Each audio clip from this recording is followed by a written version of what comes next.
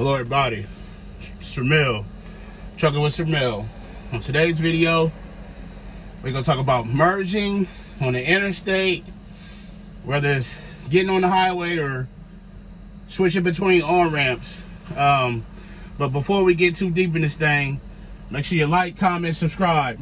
Tell a friend to tell a friend to tell a friend to come join the family. Let's go.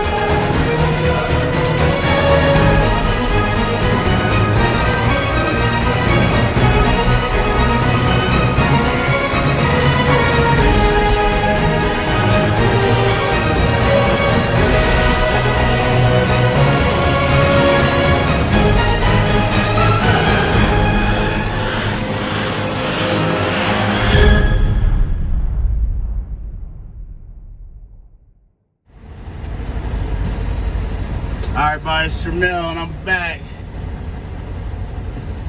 Another beautiful day we have here before us.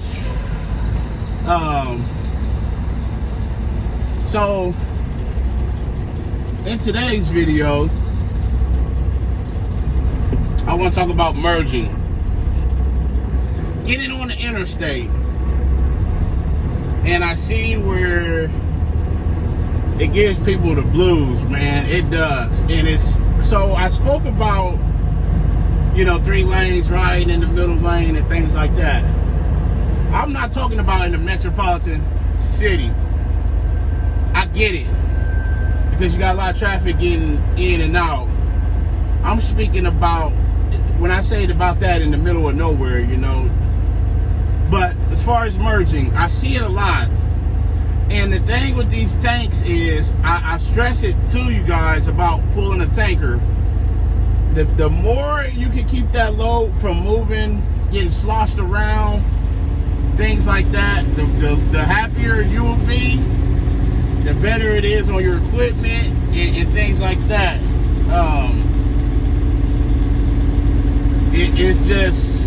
It's hard on everything, man. So what I see is, people will come down the ramp, right?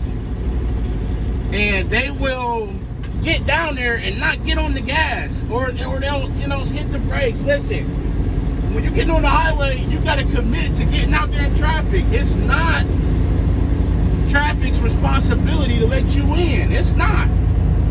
Now, they can get over, they can kind of adjust, but the reality is, you should be getting on the highway prepared to transition into traffic. Not the traffic transitioning into letting you in. That's not how that works. So what'll happen is, you'll sit there, engage the car trying to get on, or a truck for even that matter. And what'll happen is, you will slow down. Let's say you slow down and let them in. Now the load is moving, going crazy, and guess what they do? They hit the gas to take off, man. Now you trying to fight through the surge, and you know, you're like, man, why you didn't do that to begin with? So this message is saying, if you're merging on the highway, once you get on that ramp, every ramp is designed differently. Some you got a long acceleration lane, and others you don't. Once you commit to getting on the highway, get on the gas and get on the highway. Judge the traffic that you're getting into. Find you a spot to where you either need to get in between some vehicles, get in front of them, or fall behind. That's your goal on getting on the highway. When I'm getting on the highway in this truck, I'm constantly looking and I'm scanning. Is there a truck? Is there a car there? Am I gonna have to make a way? Am I gonna have to, you know, fall in somewhere? That helps me judge my speed to be able to transition in the traffic, and I see people get down and they can keep coming and they'll stop on the ramp. And people behind them have no choice but to stop. Number one, that's a good way to cause accident. Number two, now you're gonna have to try to really come from a complete stop to get in traffic, and that's gonna be, it's not impossible, you could do it, but it's gonna be even harder to transition into that traffic safely. And that's one thing I see. And sorry, I'm trying to finish my paperwork up real quick. That's one thing that I see. And also, say you're transitioning from one highway to another, like coming down a ramp and going down a roundabout. So for me, if I'm going to transition to the highway that somebody's coming off of, it's like a zipper. You know, when you zip a coat up, the zips fall in line and they link to each other. So that means either when I'm looking at that, I'm saying, hey, either I'm gonna have enough speed to go up and get in front of this vehicle, or I need to fall in and fall behind them.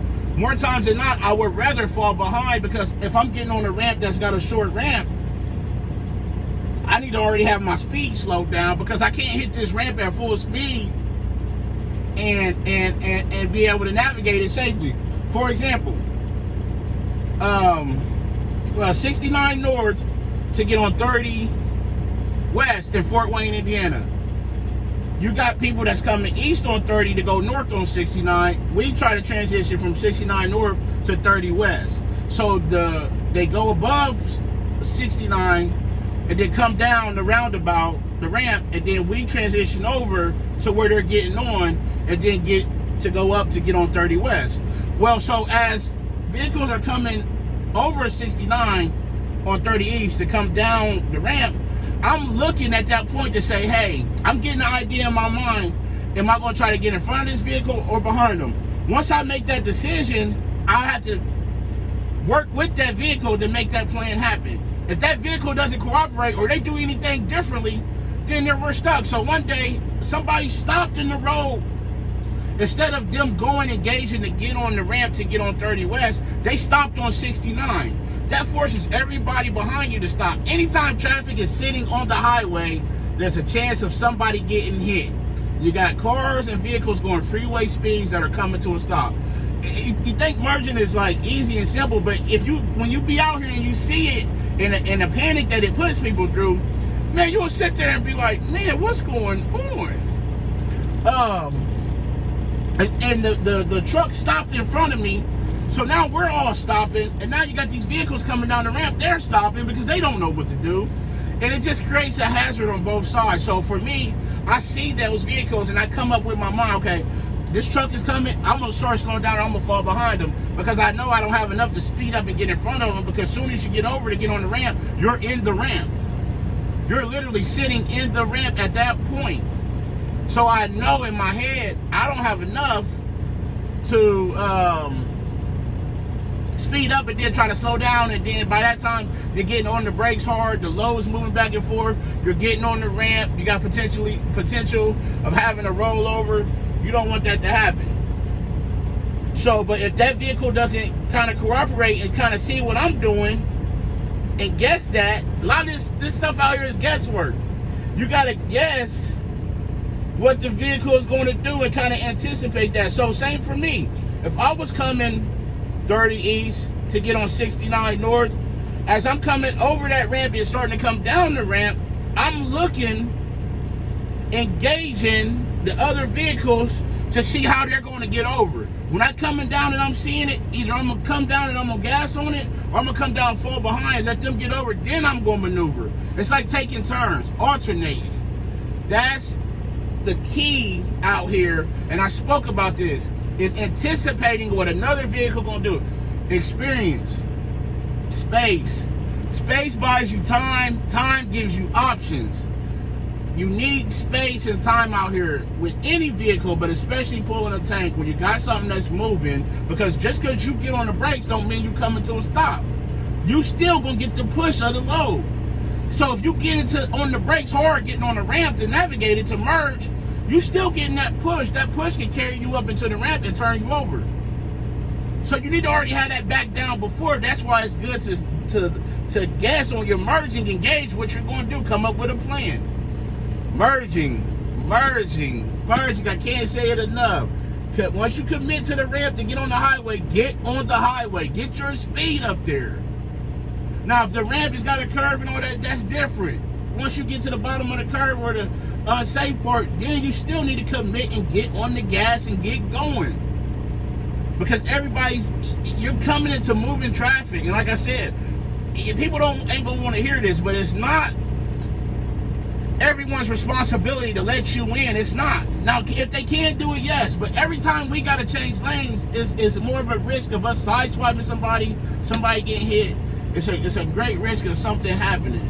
So yes, we should let you in if we can, absolutely. But we can't keep letting you in and you ain't going. And then we fall on our face with our speed. These trucks are heavy. Momentum is everything. Now you take off and we're trying to get our speed back together. And the load is going crazy and surging and slamming around. And now we do this 100 times a day. And it's like, get on the highway, commit and go.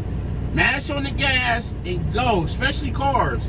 There's no reason you should be getting on the highway doing 30, 35. Push the gas and get on the highway.